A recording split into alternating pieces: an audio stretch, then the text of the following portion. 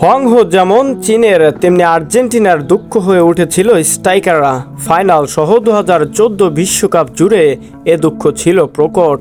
টানা 2 কোপা আমেরিকার ফাইনালে হারের পেছনেও আর্জেন্টিনার দুঃখের নাম ছিলেন স্ট্রাইকার আগুইরে ও হেগুইনরা।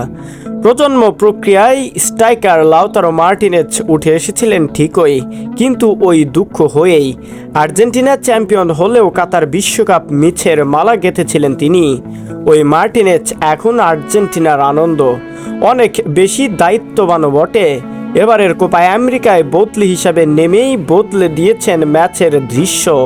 যা স্ট্রাইকারের মতো কাট করে ওয়ান টাচে নয়তো জোরালো নিখুঁত শটে বল জালে পাঠিয়েছেন তিনি। আসরের 5 গোল করে জিতে নিয়েছেন গোল্ডেন বুট।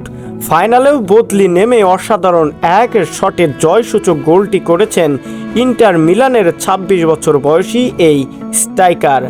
যে বলটি লিয়ান্দ্রো পারেদেজ পাঁচ দিয়ে মাঠে পাঠান, লো চেলসো আলতো ঠেকায় বল পৌঁছে ফাঁকায় থাকা লাউতারোর কাছে।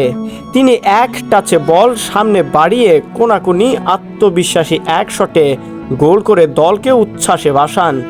লাউতারোর কানাডার বিপক্ষে করা প্রথম গোলটিও ছিল দারুণ।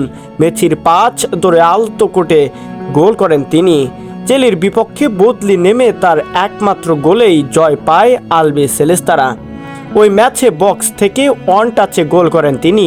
পেরুর বিপক্ষে শুরুর একাদশে ফিরে করেন জোড়া গোল। ম্যাচের সুযোগ হারালেও তার আত্মবিশ্বাস ও দায়িত্ববোধ ফুটে ওঠে কাতার বিশ্বকাপের ফাইনাল নেয়ার ট্রাইবেকারে। ইনজুরি থাকলেও কোচকে শটের তালিকায় নাম রাখতে বলেছিলেন নিজেই। কলম্বিয়ার বিপক্ষে কোপার ফাইনালে মার্টিনেজকে কোচ স্ক্যালোনি মাঠে নামান 97 মিনিটে। ম্যাচ অতিরিক্ত সময়ে যাওয়ার পর তিনি গোল করেন 112 মিনিটে।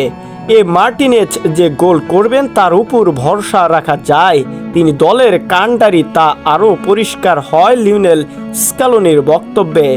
দল শারীরিকভাবে খারাপ করেছিল না, কিন্তু আরেকটু গতি আনতে লাউতারোকে মাঠে নামাতে হতো। আমরা বেঞ্চে বসেছিলাম, হাতে লাউতারো আছে এবং সে গোল করবে। গোলটি তার প্রাপ্য।